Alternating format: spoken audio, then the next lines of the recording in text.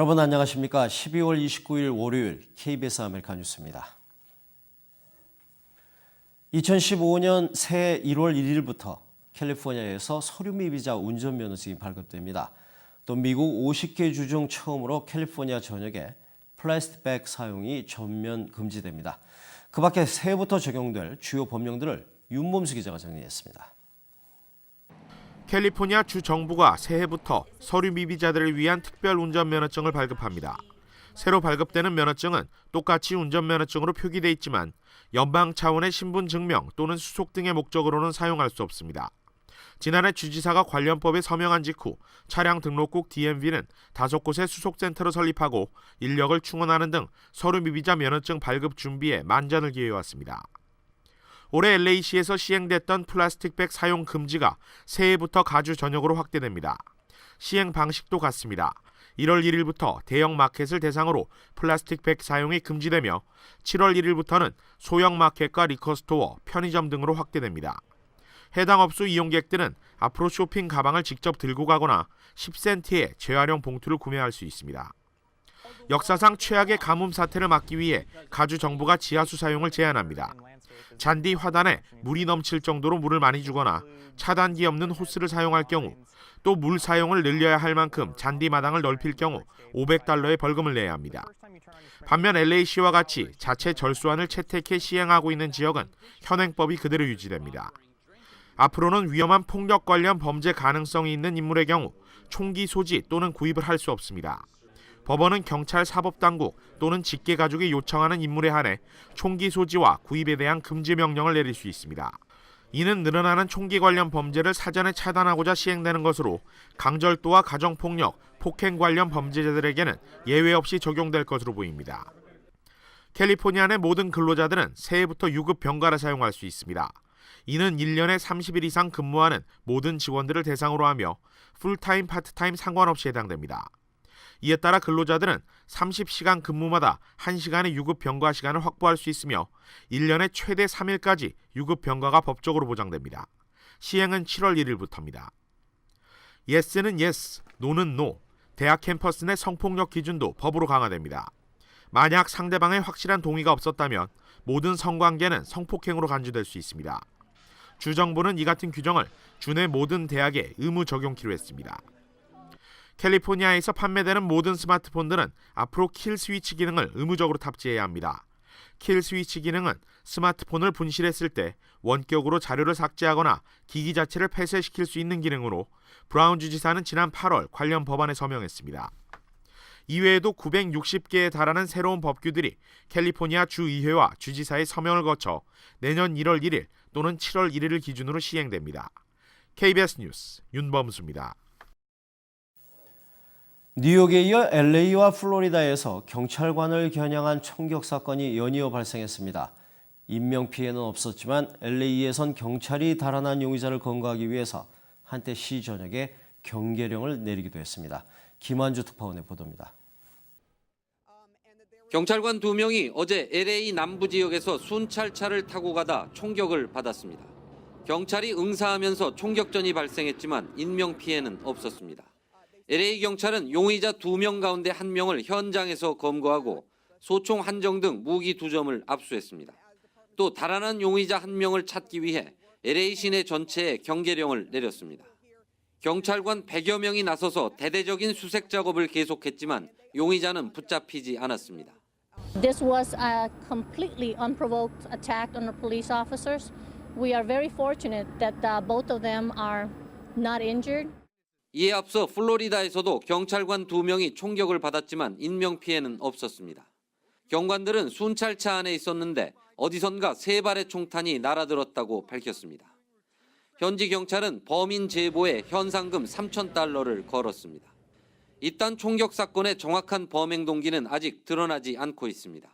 하지만 단순 순찰 중이던 경관을 겨냥했다는 데서 경찰에 대한 적대감에서 비롯된 무차별 총격일 가능성이 제기되고 있습니다. 로스앤젤레스에서 KBS 뉴스 김한주입니다. 경찰 총격으로 불거진 뉴욕시장의 경찰개혁 정책과 관련해서 시장실과 경찰국 간의 골이 더 깊어지고 있습니다. 어떤 상황인지 박태서 특파원이 보도합니다. 오늘 뉴욕 경찰 대학 졸업식. 뉴욕시장이 연단에 등장하자 야유가 쏟아집니다. The mayor of the city of New York, the Honorable Bill de Blasio. Thank you. 그제 비살 경관 연결식에서 시장은 더 험한 꼴을 당했습니다. To the Ramos family and so many others that you're here. Thank you very much. 자신의 추모사가 방송되는 동안 경찰관들이 등을 돌린 것입니다. 시장에 대한 뉴욕 경찰의 분노. 최근 인종 갈등 국면에서 드블라지오가 흑인들을 두둔하고 경찰을 탓하는 듯한 입장을 취했다.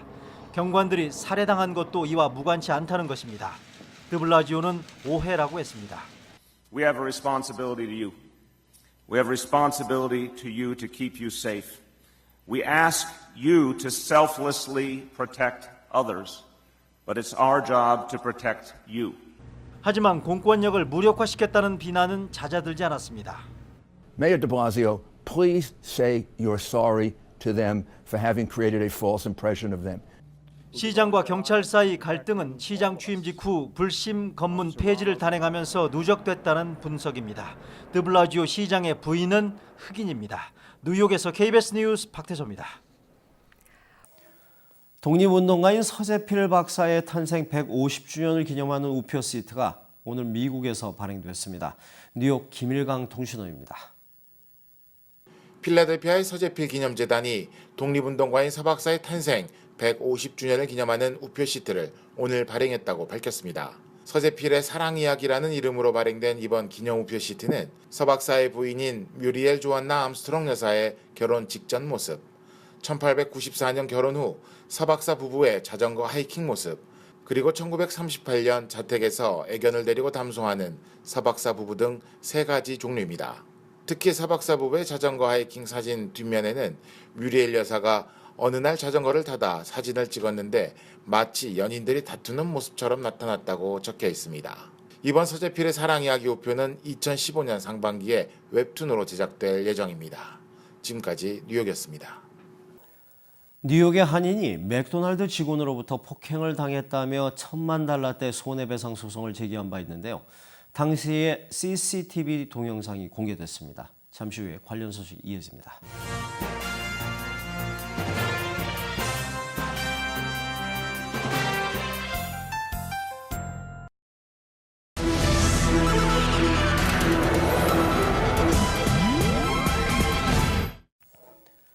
뉴욕의 한인이 맥도날드 직원으로부터 폭행을 당했다며 $10,000,000대 손해배상 소송을 제기한 바 있는데요.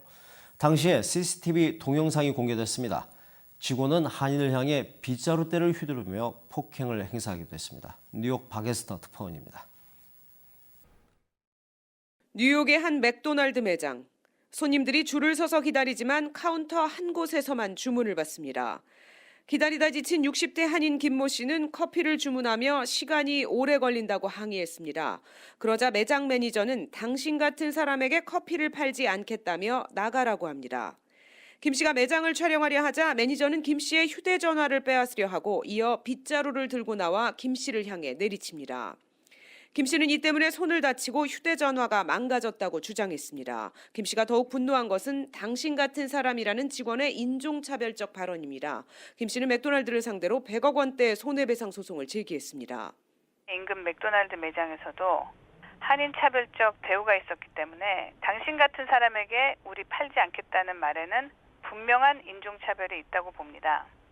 당시 근처 또 다른 맥도날드 매장에서는 한인 노인들이 자리를 오래 차지한다고 여러 차례 쫓아내는 일이 벌어져 맥도날드와 한인 사회 사이에 갈등이 불거진 바 있습니다. 현지에서는 유동인구가 많은 패스트푸드점에서 직원과 손님 간의 충돌은 드물지 않은 일이라고 말합니다. 하지만 일련의 사건의 바탕에 아시아인에 대한 차별이 깔려 있다는 한인 사회의 불만이 적지 않습니다. 뉴욕에서 KBS 뉴스 박에스터입니다. 골프를 워낙 좋아해서 가끔 구설에 휘말리곤 하였던 오바마 대통령이 또다시 여론의 비난을 받고 있습니다.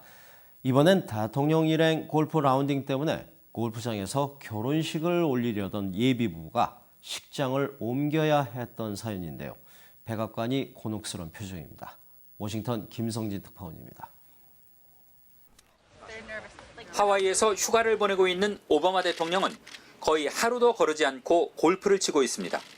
지난 일요일에도 하와이 해군기지 안에 있는 골프장에서 고등학교 동창들과 골프를 쳤습니다. 그런데 대통령 일행이 골프를 치던 시각 이 골프장에서는 결혼식이 예정돼 있었습니다.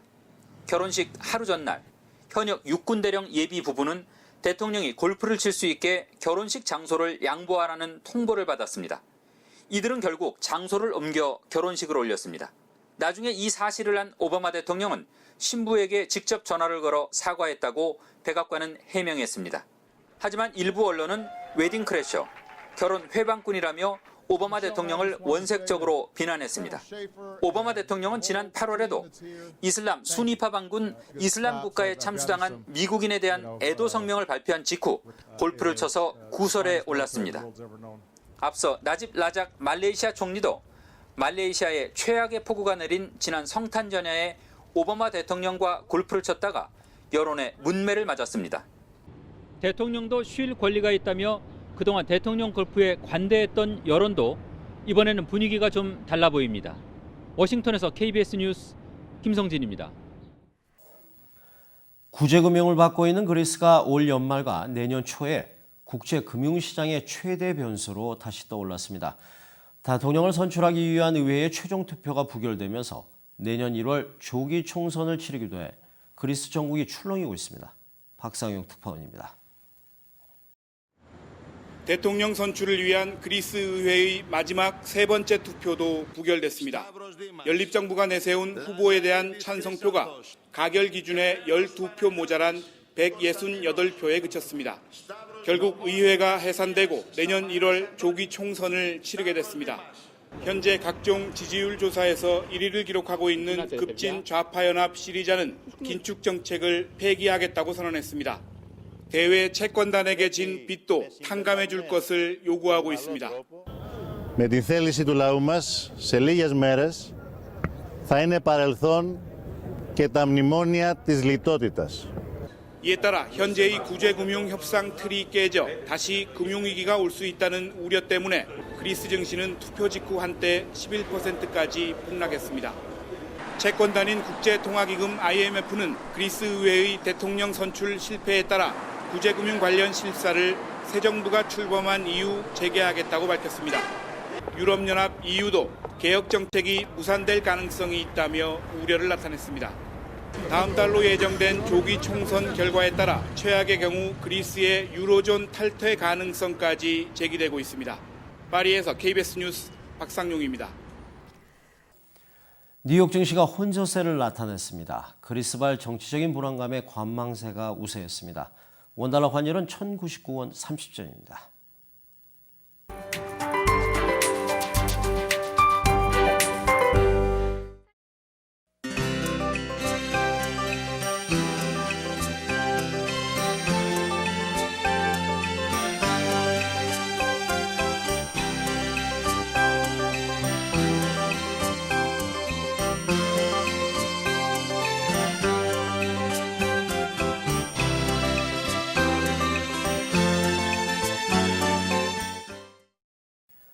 월요일 밤 KBS 아메리카 뉴스 여기서 마칩니다. 시청해주신 여러분 고맙습니다.